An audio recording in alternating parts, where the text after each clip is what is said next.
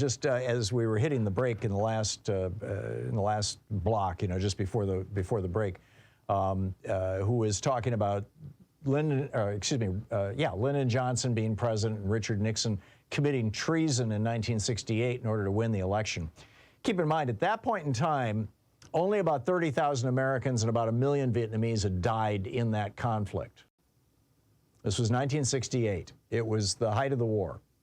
And actually, it wasn't even yet the height of the war because, Nixon, really put the war on steroids.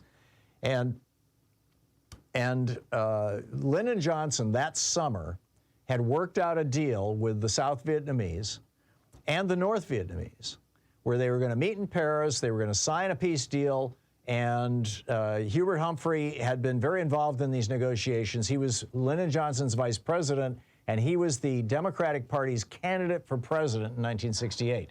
LBJ was not running for re-election because the war was so unpopular, even though LBJ had done just some amazing stuff as president, vice president to Kennedy, and then as president after Kennedy was assassinated. Civil Rights Act, Voting Rights Act, Medicare, all kinds of incredible stuff, the whole Great Society program. So Richard Nixon comes along and, knowing that the Vietnam War is unpopular, realizes that if this peace deal that was worked out in May, June, and July of 1968 between the Johnson administration and both the North and South Vietnamese, if that peace deal was allowed to continue, then Hubert Humphrey would claim credit for it in the election. This would be this is where the phrase October surprise originated, and it would have been an October, well, it's not where it originated, but it goes way back, but it would have been an October surprise. And Nixon would have lost, and Hubert Humphrey would have become president, and Lewis Powell never would have been put on the Supreme Court, and America would be a very different place right now. But Richard Nixon, through one of his people, Anna Chennault, I believe was her name, reached out to the South Vietnamese and said, if you will, bust up this deal, if you'll refuse, go to Paris, but refuse to sit down and talk to these people, argue with them about whether the table should be round or square, do anything you can, but don't sign a peace deal with the North Vietnamese, even though the North Vietnamese want to. Even though the South Vietnamese want to, but don't sign that deal. And if you blow up that deal, Nixon will become president and he'll make you rich. Personally. He'll make sure that you are well taken care of. And the South Vietnamese president did exactly that. So about 2 weeks before the election, the FBI comes into LBJ and says, we've been wiretapping this person who's got these contacts, these high-level contacts with North Vietnam, and it turns out she works for Richard Nixon, and they just blew up the Vietnam peace talks. And so Lyndon Johnson picks up the phone and calls Everett Dirksen, the leader of the Republicans in the United States Senate, and says, we got to talk about this. This is treason. And I played one clip before. This is the last clip, and then we'll move on and I'll pick up your phone calls here. But this is Lyndon Johnson talking to the Senate leader, Everett Dirksen, the Republican Senate leader, in late October of 1968. Here's the latest information we got. The agent says that they just talked to the boss in New Mexico. And that he says that you must hold out. Just hold on until after the election. We know what Chew is saying to them out there. Yeah. We're pretty well informed on both ends. Now, I'm reading their hand, Everett. I don't want to get this in the campaign. That's right. And they oughtn't to be doing this. This is treason. I know. I know. And both men took that to their graves, that Richard Nixon committed treason to become president of the United States. So that was the first Republican president after Eisenhower. The second Republican president after Eisenhower was Ronald Reagan. And we all learned literally just a couple of weeks ago when the New York Times broke the story that I've been telling you about for 20 years on this program. It was not a secret, but it just, nobody believed it. At least no Republicans and none of the American media believed it. That Reagan did the exact same thing. Reagan's campaign, and it looks like it was Bill Casey who was his campaign manager. Reagan's campaign reached out to the Ayatollahs after they had seized the hostages, the American hostages in Iran. The so-called students had seized the American hostages at the U.S. Embassy, and they were holding them hostage. And President Bani Sadr had just gotten elected president of Iran in August of 1980. This was the election year. And Bani Sadr ran on the campaign promise of freeing the hostages. And he was going to free the hostages in August of 1980.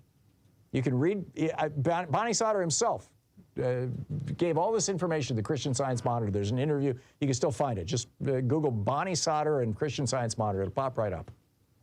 BANI-SADR. Abul Hassan Bani Sadr was the name of the president of Iran at the time. Now, the president doesn't have all the power. The real power was held by the Ayatollahs, right?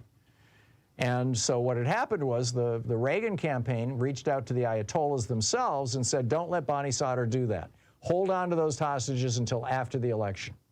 This is the exact same thing that Richard Nixon did, in 1968.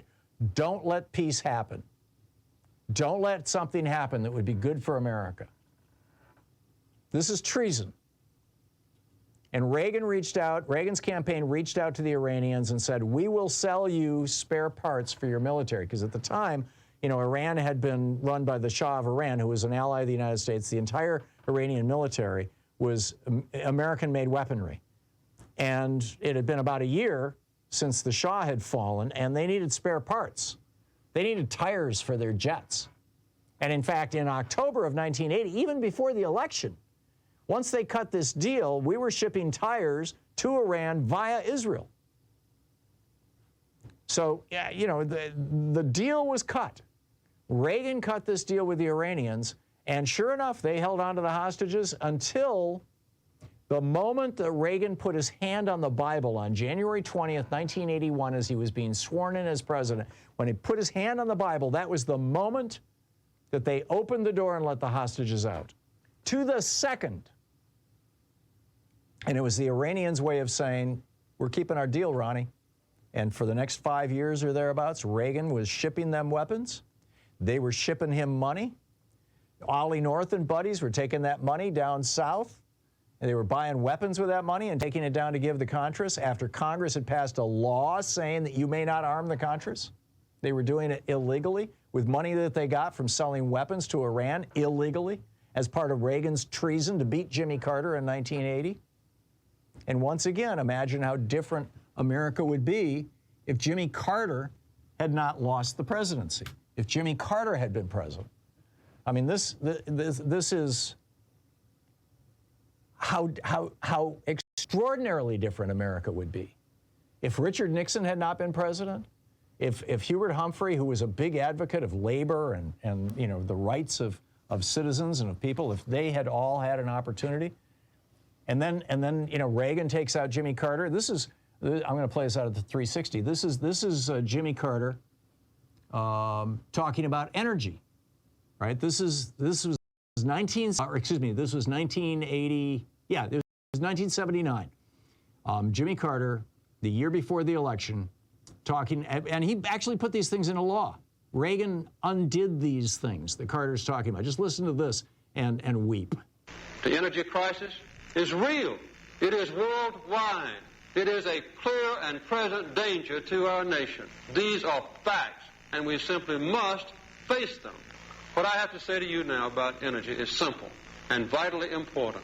Point one, I am tonight setting a clear goal for the energy policy of the United States. Beginning this moment, this nation will never use more foreign oil than we did in 1977. Never. So, and then he continues. Moreover, I will soon submit legislation to Congress calling for the creation of this nation's first solar bank, which will help us achieve the crucial goal of 20% of our energy coming from solar power by the year 2000. By the year 2000, 20%. We're not even there now. And, again, think how different America would be if Ronald Reagan had never taken the White House. He took the White House through treason. Then comes George W. Bush.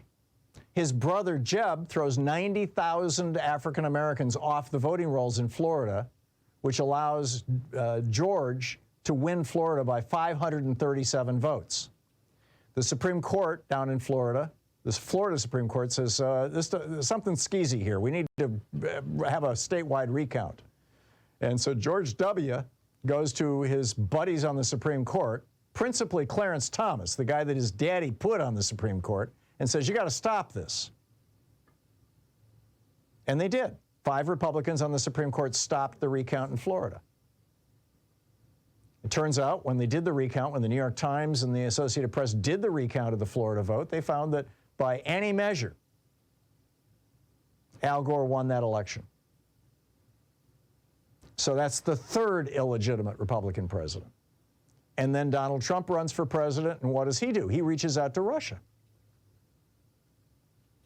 People say, oh, well, that wasn't proven. Republicans will say that. Well, you know, look at the Mueller report. That wasn't. No, the Mueller report actually led to the indictment of what, 28 or something like that? So 20-something Russian intelligence operatives for interfering in the 2016 American election? It sure as hell was done. Donald Trump became president with help from Russia. So here we have 4 Republican presidents, and you can add a 5th with George Herbert Walker Bush, who wouldn't have become president were it not for his being Reagan's vice president. So here now you have 5, the last 5 Republican presidents since Dwight Eisenhower. None of them took their office legitimately. Every single one of them took their office as a consequence of what I would call treason. So anyhow, I just, caller got me started on that. I just wanted to get that rant out. It's as a matter of public record. You can look all of these things up. All of this stuff can be easily verified. Up until recently, I couldn't, all I had for Reagan was Bonnie Sadia, the president of Iran's own personal testimony. Now we've got the actual proof. They found it in the National Archives. So I'll pick up your calls after the break. Stay tuned. You're listening to Thom Hartmann. Visit thomhartmann.com for audio and video archives. 47 minutes past the hour. Back with your calls in just a second.